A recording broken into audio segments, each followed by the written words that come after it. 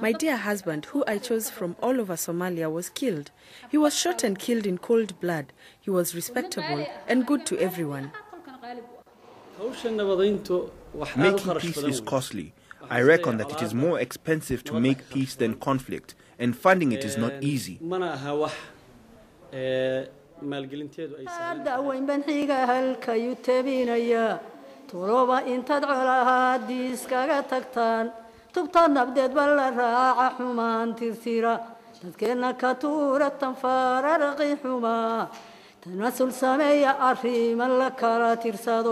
tamartu walid haddii aan la isku tiirsanayn tusmeeya inaad wanaagol isugu tagtaan.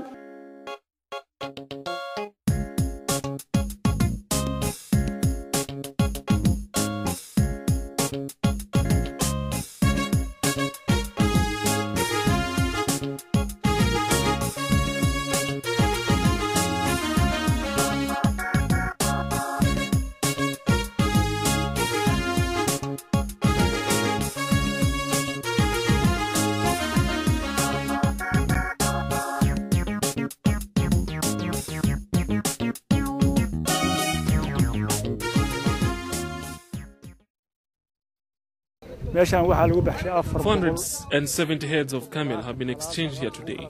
A date has been fixed for the remaining part. This is the path to peace and reunion, reconciling the once divided communities. This is a historic day for everyone and for our communities. Today we cherish peacetime and brotherhood. We have found the key to peace and came closer to one another. We have always been and we will continue to be neighbors. It is very important that we exchange camels and reconcile today. In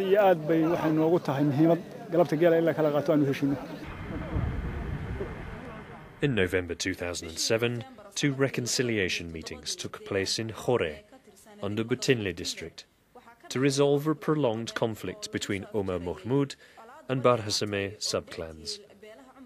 All attempts to resolve this conflict had failed in the past.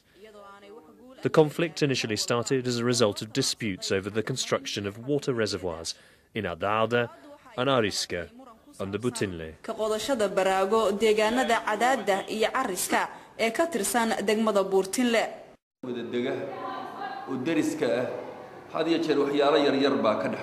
Neighbors often have disputes such as killings, deaths, or the looting of camels. But in the history of these two communities, this conflict in Adaada is the only conflict they had as far as I recall. For 9 months, the traditional elders, the government and the people of Puntland joined hands to resolve the disputes, reconcile the two sides and settle the grievances.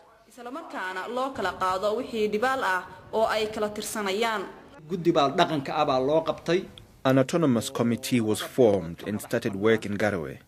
This committee was responsible for monitoring the process, organizing meetings and resolving obstacles. iyo waqti u qabashada iyo isugu yeeridda iyo waqtiga la isu imaanayo iyo wixii khaldama sixidooda gudiga dambe oo dhaqanka ayaa waday hawsha oo kormeeray. The committee was chaired by Islan Issa, Islan Mohammed. dadaal badan baa loo soo maray ama loogu talagalay. A lot of effort was made by the elders, the government and the community at large. The goal was to resolve the conflict and ensure that the problem never comes back again.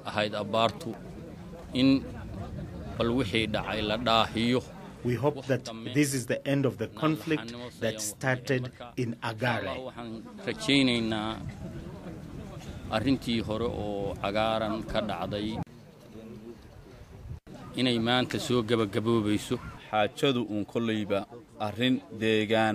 This conflict was based on settlement disputes. And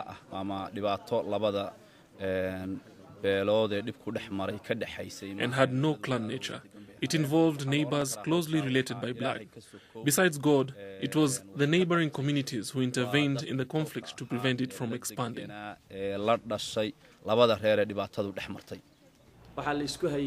The issues under dispute were water reservoirs and grazing land.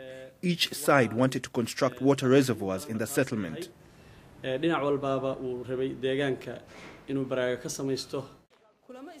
Successive meetings took place in the towns of Garowe, Galkayo, Lassanod and particularly in Puntland district in May, where the two sides were reconciled.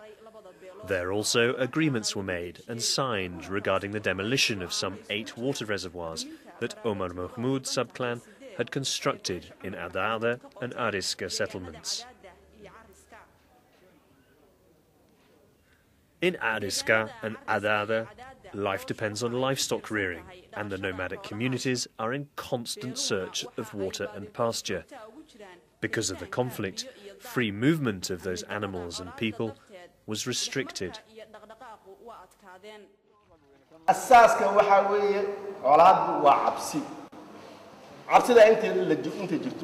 Conflict is built on fear. As long as the two communities fear each other in searching for pasture, sharing water, or taking weapons with ammunition, when moving from one place to the other, there is no peace. We hope that this all comes to an end, that compensation be exchanged, and that the two sides come to an agreement, sign the peace treaty, and be reconciled. When a conflict breaks out, people flee apart. Because of the problem that came up, the communities in conflict are people who know one another. Somehow or the other, disputes and rejections follow. The two communities also move away from each other. After a long period of separation, no smiles appear on the faces of those coming to participate in the peace dialogue.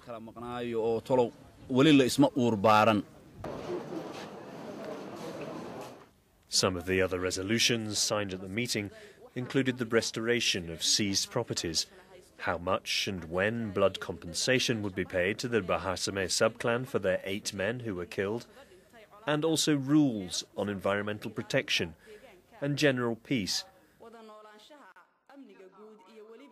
as well as penalties for the breaches of agreed terms.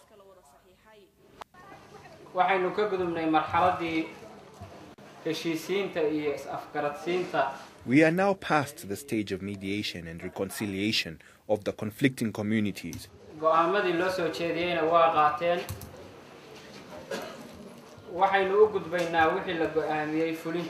Both sides have accepted the judgment made. We now proceed to the implementation of the agreed terms. Try your best to comply with the terms you signed and carry out your duties with a sense of brotherhood.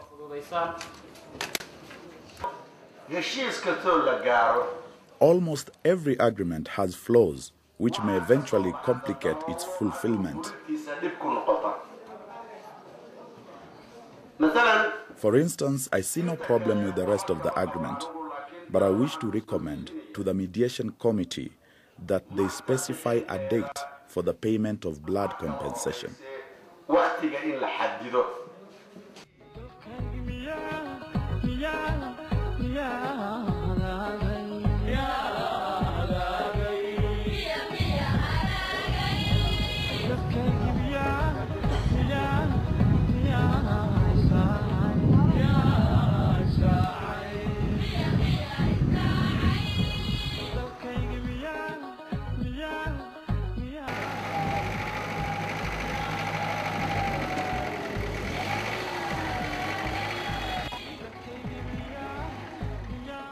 Implementation of the peace agreement in respect of the demolition of water reservoirs and payment of the blood compensation took place in Adada, Ariska and Hore. There, the elders, government authorities and members of the civil society organisations participated at different levels.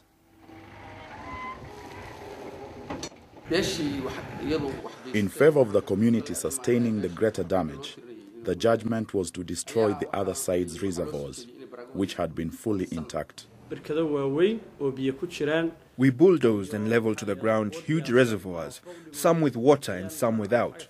That was the biggest challenge, because to the owner it meant losing his wealth from in front of his eyes, whereas for his opponent this was the only solution to the problem.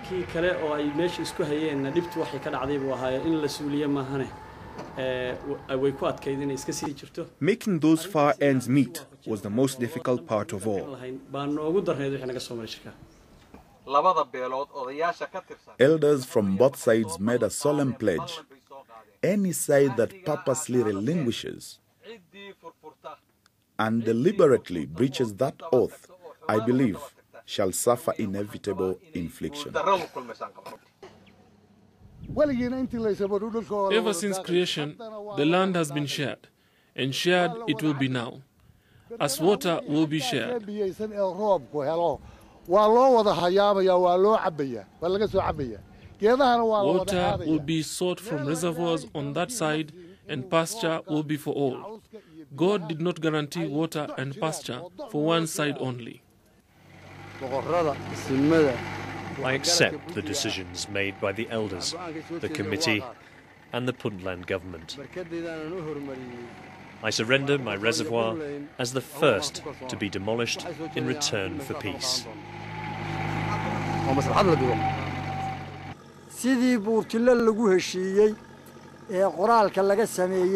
As has been agreed and formally signed in Puntland, in the presence of the titled elders and Puntland government, the people and the intellectuals from both sides, we fully accept and welcome the agreement.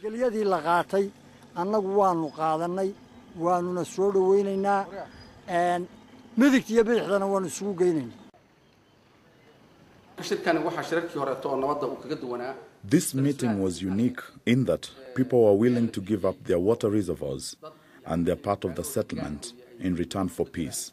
It is a level of concession I have never before witnessed in Puntland.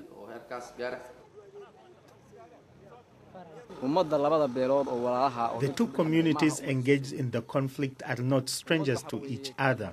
They have been neighbors for centuries. It is not for us to inflict harm on such neighbors. I obey the verdict. The problems in Somalia are mostly caused by territory and grazing lands. Other communities in our neighborhood may be facing even more serious issues. We mourn for those we lost in the conflict and express our condolence to our brothers.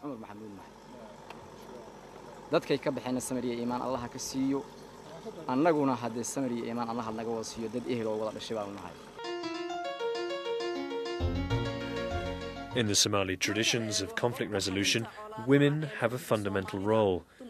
The custom is that one girl goes with the camels given as blood compensation for each man killed.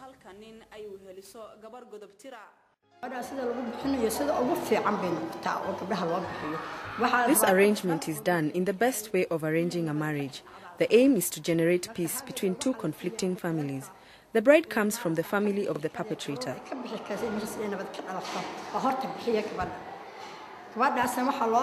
The bridegroom is expected to be a man capable of making peace.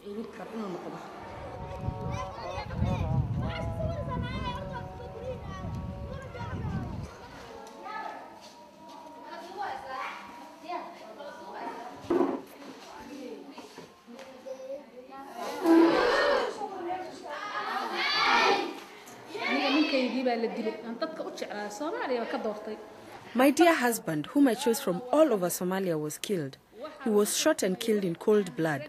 A dialogue followed, and an unusual amount of compensation was ruled, including money and camels, together with the bride.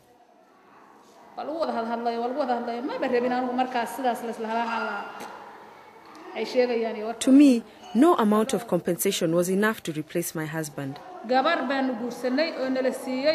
I just felt contempt for their judgment. My son was given the hand of a girl, and we were given the blood compensation. We then paid the dowry. In no time at all, she gave birth to 4 sons and 1 daughter. According to tradition, marrying a girl to the brother of the victim removes grudges between the two families.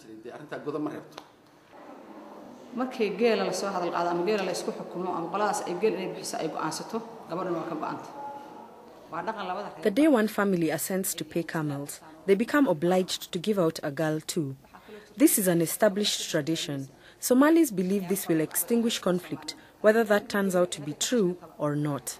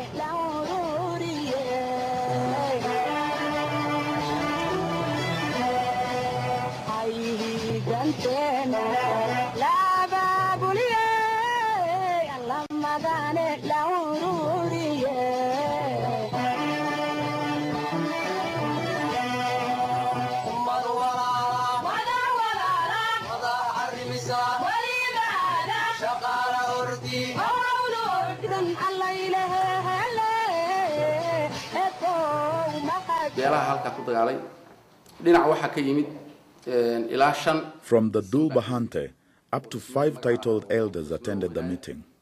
From the other side, there were 7 titled elders who have been leaders during our period of statelessness.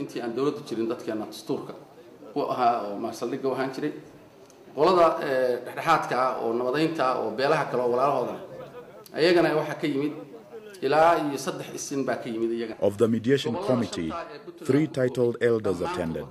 People came from all over Puntland, government officials, elders, members of parliament, the local organizations, and everybody. The Puntland government had a central role in the resolution of this conflict. Its contribution stands out as a model of how much it can do to help resolve conflicts among the communities in the region. The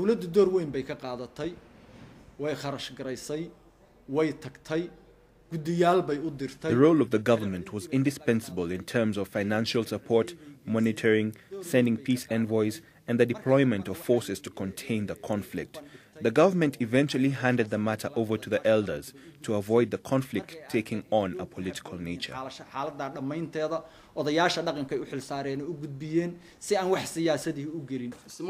In the history of Puntland, this was the second time that such a huge number of titled elders came together formally to sign an agreement. The first was in 1998 at the establishment of Puntland State.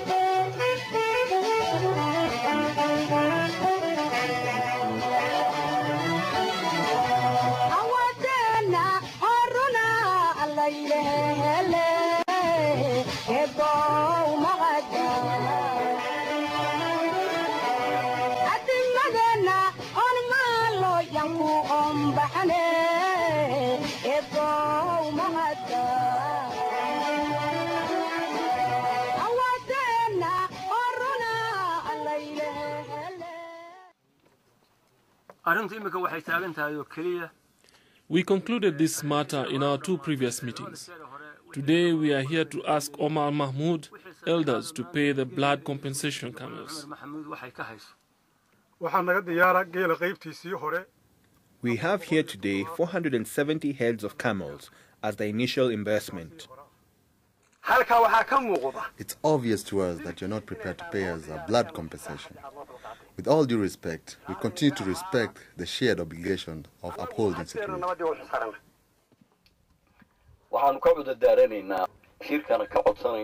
We wish to explain our problem and beg the Assembly to consider our reasons.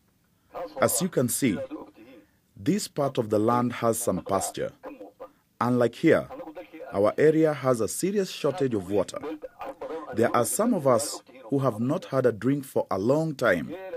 And you know that is true. We are aware that we are overdue in making this payment. By the will of God, we hope that you will forgive us for these circumstances. We give you our word that from now on there will be no delay from our side, and that we shall pay each compensation in time and with a sense of brotherhood. You've gathered us here to mediate us and resolve our disputes, to judge with fairness and convict the wrong side. That Omar Mahmoud is today unable to pay such a small amount of compensation, no one will accept as true. No Hati in this gathering will believe, none of the kings here will believe, and we shall not believe. You should pay us the compensation for the men you killed in full amount. That is what we want, and nothing less. You, members of the mediation committee, were part of this judgment. That is the only way to peace, not by making excuses for having droughts or something like that. We, on our part, have the same circumstances. When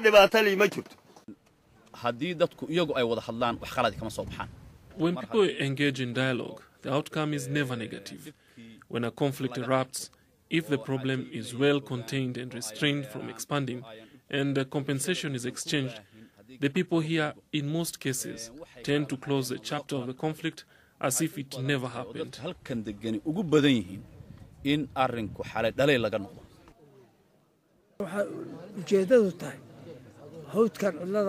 The reason for us to meet in this remote wilderness is to heal people's hearts of the conflict and disagreement by employing the crowned traditional elders and the intellectuals. No stone will be left unturned. People's hearts will be cleaned of resentment and filled with peace and harmony. As we have heard, the time fixed for this compensation is long overdue. Only a part of the total camels ruled to be exchanged is here today. As the mediation committee, we have been obliged to make a decision. The mediation committee has decided that, firstly, the 470 camels will be exchanged today. And secondly, for the remaining 600 camels, cash payment will be exchanged. We accept the verdict.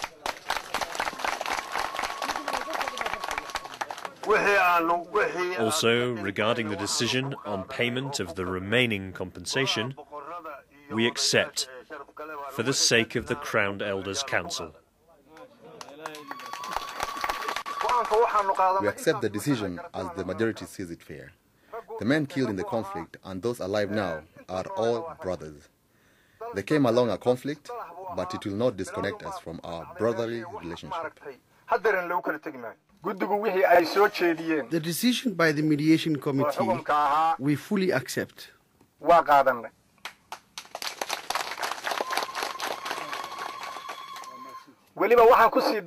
In addition to that, we are willing to make the remaining payment in 10 days instead of 14.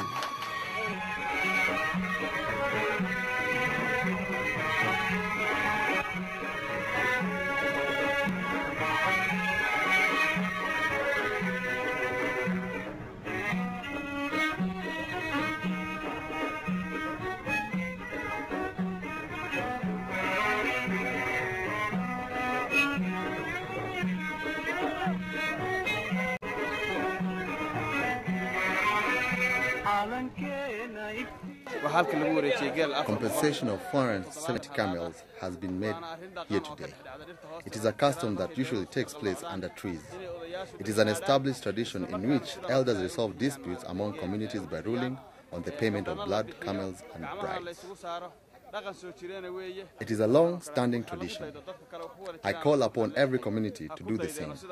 I say, give and take blood compensation with courage and honor. Issues settled in this way never come up again.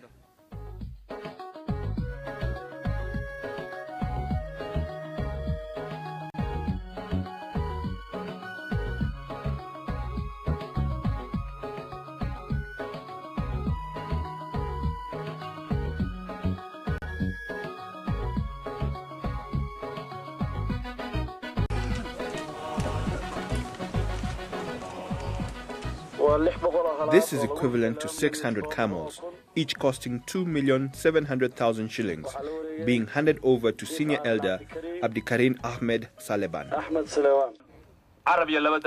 Despite being closest, still a tongue and the teeth may clash. Brothers may quarrel at times. The important thing, however, is for the victim to show patience.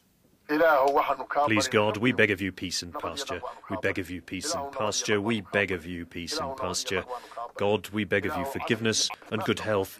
We ask you for righteousness, long life, faith and prosperity. May we live and die as good men with true faith. God, we pray to you on earth so that you may grant us our wishes from above.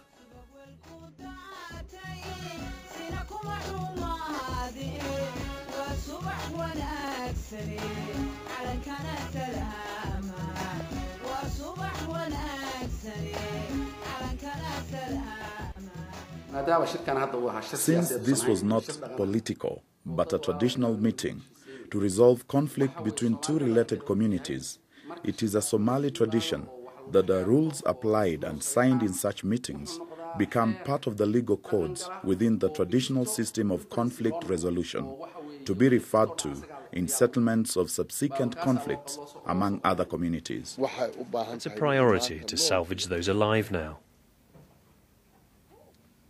We need to learn from the past so that we may be able to avoid recurrence of evil and also use that knowledge in order that we may give the greatest chances to goodness, justice and peace.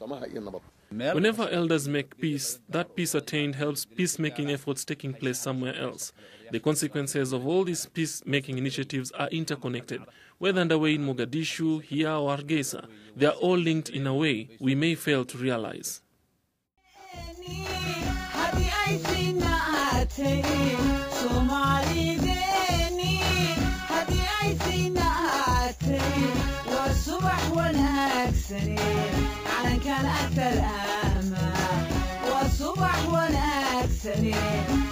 كان أكثر آمال لله بسعد أو هالسحن البس داها السحن لله بسعد أو هالسحن البس داها السحن هالسحن هالسحن هالسحن هالسحن صوت شيلو سويلو فوجقنو ماريدي بيدوندو سحكي بحيو السماتي